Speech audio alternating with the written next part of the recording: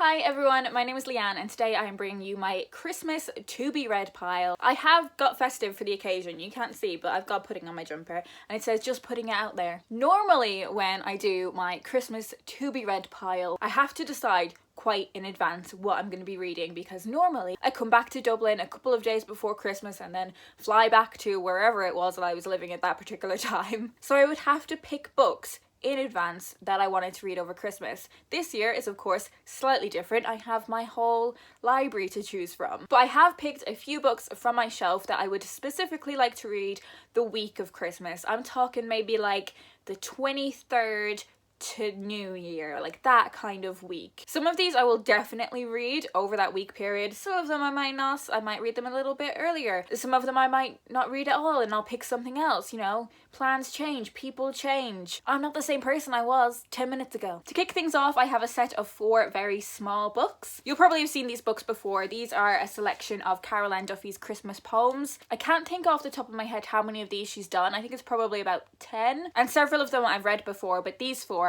I have never got to before. So we have Mrs. Scrooge, we have The Wren Boys, we have Another Night Before Christmas, and we have Wenceslas. So yeah, super quick little poems for Christmas. They are illustrated. I will probably read these on Christmas Day itself. A couple of Christmas romances. I have All About Us by Tom Allen. This is a proof copy. So in this book we follow Ben, who is feeling that there's a bit of magic lacking this Christmas, especially when it comes to his relationship with his wife. And when one of Ben's old flames gets in touch, it leaves him wondering what could have been. And there's a little fantasy element to this book when he is transported back to the Christmas Eve, where he ended things with that person and first kissed the woman who would go on to be his wife. I don't read many rom-coms that are told from a male perspective, so I'm really intrigued to read this one. And another Christmas romance I have is the 12 Dates of Christmas by Jenny Bayless, which is all about a woman who goes on 12 dates in the lead up to Christmas. I am so excited to read this one. Normally when I'm traveling home for Christmas, I always read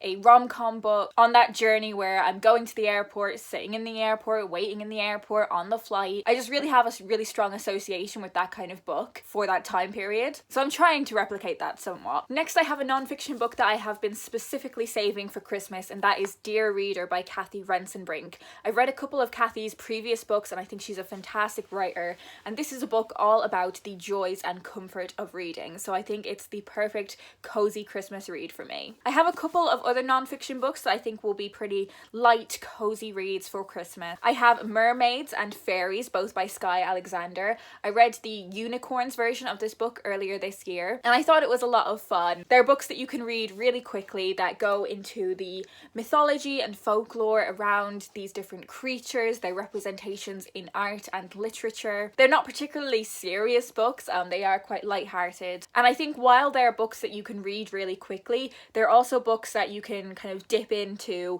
if you've got a spare 5-10 minutes. I also want to read Before the Coffee Gets Cold, Tales from the Cafe by Toshikazu Kawaguchi. This is the follow-up to Before the Coffee Gets Cold, but you don't have to have read the first book to enjoy this one, because they're sort of short stories that are all set in the same place, and that is this time-traveling cafe. There are lots of rules with the time travel that you can do in this cafe. You can only do it from a particular seat.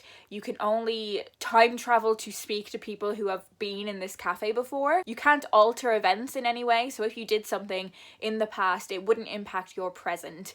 And you have to have finished up your conversation before your cup of coffee gets cold, hence the title. This sci-fi element to the novel isn't really that important, like it's not a sci-fi book as such. It's more just a vehicle to explore human connection and human relationships. If this is like the first book, there will be sad elements to this book, but I think, you know, for a lot of us, Christmas can be a bit of a melancholy time. It can be a time where a lot of us are wondering about the past and wishing we could have particular conversations and see particular people again. So I think I'm really going to appreciate this around Christmas. And finally, I want to read P.S. I Still Love You by Jenny Han, which is the second book in the To All the Boys I've Loved Before series. I read the first book in this ages ago and I've seen the film like 3 or 4 times. I've never got around to reading the sequel, and I think it's going to be the perfect book to read at Christmas because, you know, it's quick, it's easy breezy, it's a YA romance, and then I can finally cozy up and watch the second film. I think the third film is almost out as well. I'm so behind.